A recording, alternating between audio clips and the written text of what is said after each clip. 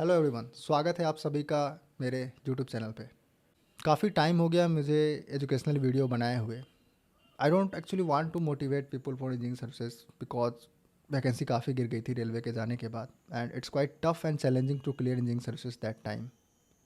But now railway वापस आ चुका है एंड वैकेंसीज वापस से बूस्ट होती दिख रही हैं and it's a quite good sign. बहुत से एस्पिरेंट वापस से इंजीनियरिंग सर्विसेज करना चाह रहे हैं एंड आई विश कि जो भी सीरियसली इंजीनियरिंग सर्विसेज की प्रिपरेशन कर रहा है उन सबका क्लियर हो। Now come to the point. काफ़ी बार मुझे पूछा गया कि जॉब के साथ प्रिपरेशन करें कैसे। ये क्वेरी बहुत लोगों के माइंड में है कि जॉब के साथ प्रिपरेशन की कैसे जाती है। एक्चुअली जब समय कम होता है ना तो लोगों को समझ नहीं आता कि क्या पढ़े क्या ना पढ़े, कितने और कैसे अपने समय को इफ़ेक्टिवली यूटिलाइज करें। अगर ये सब आपको आ गया ना तो आपके लिए कंपटीशन क्लियर करना एक चुटकी का खेल है। मैंने इंजीनियरिंग सर्विसेज को 2 बार क्रैक किया है। जब मैंने पहली बार क्रैक किया तो मेरी ऑल इंडिया रैंक 94 आई थी एंड सेकेंड बार जब मैंने क्रैक किया तो मेरी all India rank 5 I. And सबसे बड़ी बात ये कि सेकेंड टाइम मेरी ऑलरेडी जॉब थी। मैं उस जॉब में थोड़ा सा डिससेटिस्फाइड था, इस वजह से मैंने दोबारा इंजीनियरिंग सर्विसेज क्लियर किया एंड आफ्टर दैट जॉब के साथ साथ ही मैंने किया एंड सक्सेसफुल रहा और काफ़ी अच्छी रैंक से रहा। तो I can tell you job के साथ प्रिपरेशन कर सकते हैं एंड मैं एक लौता बंदा नहीं हूँ। मेरे साथ मेरे बैच के जितने भी आईएएस बैच के लोग हैं, मोस्ट ऑफ देम जॉब के साथ ही प्रिपरेशन कर रखी है। तो आप भी कर सकते हो। इट्स नॉट ए कोई रॉकेट साइंस नहीं है जॉब के साथ प्रिपरेशन करना। बस हाँ, आपको ये क्लियर होना चाहिए कि आपको क्या पढ़ना है और क्या नहीं पढ़ना है। चलो ज़्यादा जनरल बातें नहीं करता हूँ, मैं टू द पॉइंट आता हूँ। चलो मान लो कि आप 9 to 5 की जॉब करते हो, 5 बजे आप छूटते हो। मैं एग्जांपल दे रहा हूँ, कोई 5:30 में भी छूटता होगा, सो दैट्स अनदर केस। मुद्दे की बात यह है कि जब आप छूटते हो तो रिलैक्स वगैरह करके 6 साढ़े 6 बजे पढ़ने बैठते हो। अब 6:30 से आप कितने बजे तक पढ़ सकते हो? 12 बजे तक पढ़ सकते हो क्योंकि कल सुबह जॉब पे भी जाना है। कुछ लोग थोड़ा स्लीप कॉम्प्रोमाइज़ करेंगे तो 2 ढाई बजे तक पढ़ लेंगे। बट उससे ज़्यादा आई डोंट थिंक कि पॉसिबल है पढ़ना। तो आपके पास मुश्किल से 6 से 7 घंटे हैं पढ़ने को, क्योंकि रात में डिनर भी तो करोगे। तो ऐसा है कि अब 6 घंटे आपको पर डे मिल रहे हैं पढ़ने के लिए एंड अब इस 6 घंटे को जिस बंदे ने इफ़ेक्टिवली यूटिलाइज कर लिया वो बंदा ईज़िली कोई भी एग्ज़ाम जिस भी प्रिपरेशन कर रहा है वो क्लियर कर सकता है, नो डाउट। सबसे बड़ी बात ये है कि वो उस 6 घंटे को इफ़ेक्टिवली यूटिलाइज करे कैसे। अगर मेरा मूल मंत्र मानो तो पीस इज़ द की। अगर आपके मन में शांति बनी रहेगी तो आपका पढ़ाई में ध्यान लगेगा एंड वो 6 के 6 घंटे आप इफ़ेक्टिवली यूटिलाइज कर सकते हो। ये कैसे होगा? तो देखो क्या होता है ना कि जब आप ऑफिस में रहते हो तो गपशप होती है, कलीग्स के बीच बातें होती है, ऑफिस में कुछ बॉस ने कुछ बोल दिया, मूड उतर गया, तो ये सारी चीज़ें आपके माइंड में घूमते रहती है। सबसे पहले आपको अपने माइंड को उन थॉट से डिटैच करना होगा। आपकी ऑफिस रिलेटेड चीज़ें, आपके घर परिवार में कोई स्ट्रेस है वो चीज़ें एंड और भी कोई भी जिनका भी आपको स्ट्रेस हो, जो भी चीज़ें आपके माइंड में घूम रही हो सके तो आपको आपकी फ्यूचर की टेंशन हो, ये सारी चीज़ें आपको अपने माइंड से निकालनी होगी। इसके लिए करे क्या? मैं बेसिकली क्या करता था, मैं 5 से 10 मिनट का मेडिटेशन किया करता था। जस्ट आप ऐसे रिलैक्स करो, ध्यान करो, प्राणायाम की मुद्रा में आ जाओ। और भ्रामरी प्राणायाम एक मुझे काफ़ी इफ़ेक्टिव लगता है। तो आपको जो सही लगे आप उससे 5 मिनट बस करो and your brain is clean, your brain is fresh to grasp the new knowledge. तो आपको पहले उस स्टेज में आना पड़ेगा। तो पहला तो ये हो गया कि अपने माइंड को आप शांत कर लो एंड ताकि आप जो भी नॉलेज मिल रहा है उन सबको ऐसा सोख सको। ठीक है, पहला तो ये हो गया, the first step is done. तो फर्स्ट स्टेप कंप्लीट होने के बाद 50% काम तो आपका हो चुका है। अब जो बचा मात्र 50% बचा है।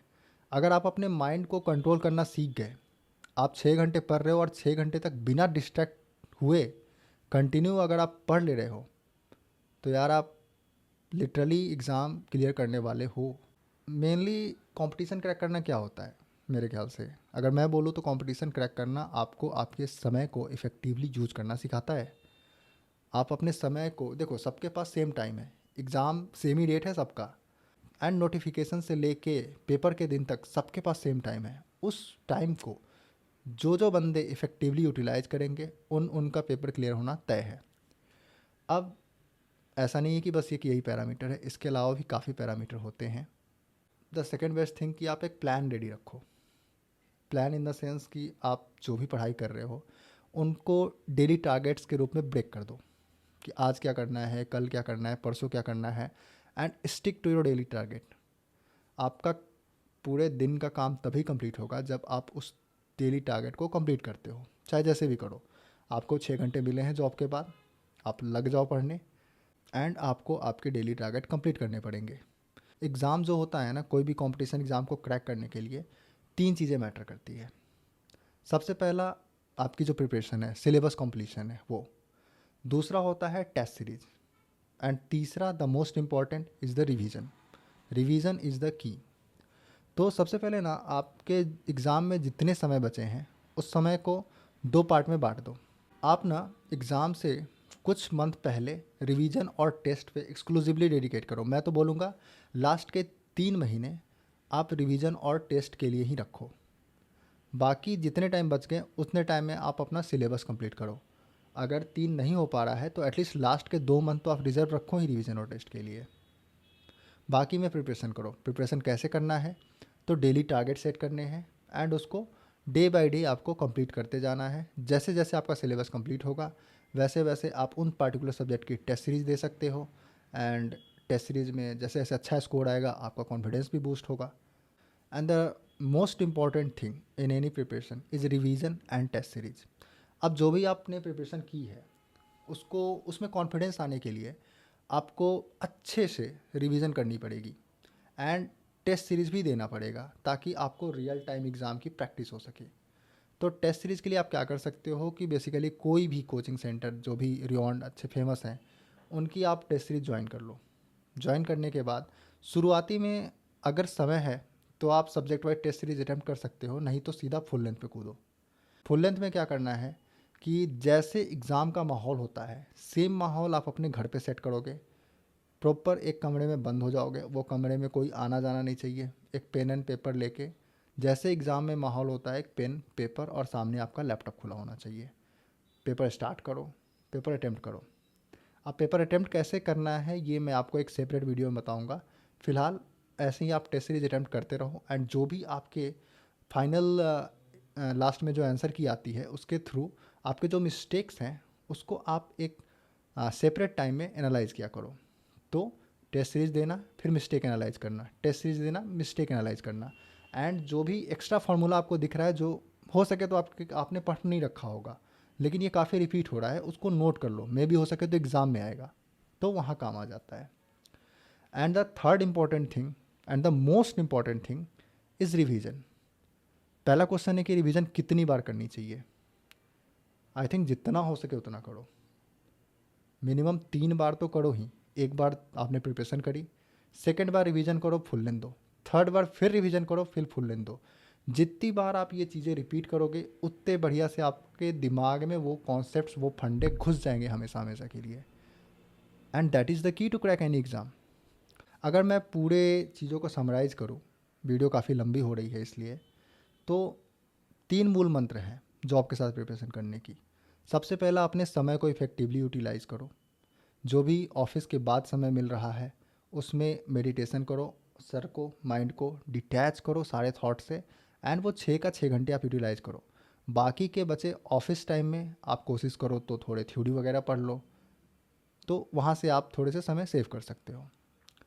सेकेंड पॉइंट ये है कि आप अपने सब्जेक्ट को डेली टारगेट्स में ब्रेक करो एंड डेली टारगेट्स कंप्लीट करते चलो इफ़ेक्टिवली, नो चीटिंग। जो टारगेट जिस दिन का है उसी दिन करना है, कल करेंगे वाली कोई बात नहीं होनी चाहिए। Third and the most important thing, revision and test series लगन से देना है एंड 1 से 2 बार रिवीजन तो करना ही करना है, and full length minimum 10 full length तो देने ही देने हैं, ये मान के चलो। तो ये आपकी होलिस्टिकली फुल प्रिपरेशन हो जाएगी एंड जॉब के साथ आप इजीली कर सकते हो, नो डाउट। 6 घंटे काफ़ी होते हैं, अगर आप अच्छे से यूटिलाइज़ करो तो आप अच्छा रैंक फोड़ सकते हो। एंड आई होप आप पेपर अच्छे से दोगे। From today itself I am starting solo podcast and I hope आप सब लोग इसको अच्छे से एंजॉय करो, देखो, कुछ सीखो, कुछ समझने मिले। जिस एंड जिस मूल मंत्र के साथ मैंने इंजीनियरिंग सर्विसेज को 2 बार क्रैक किया है, आप सबको हो सके तो मेरे पास्ट एक्सपीरियंसेस के थ्रू सीखने का मौका मिले. So all the best to everyone who are preparing for engineering services 2025 and see you all in the next video. Thank you.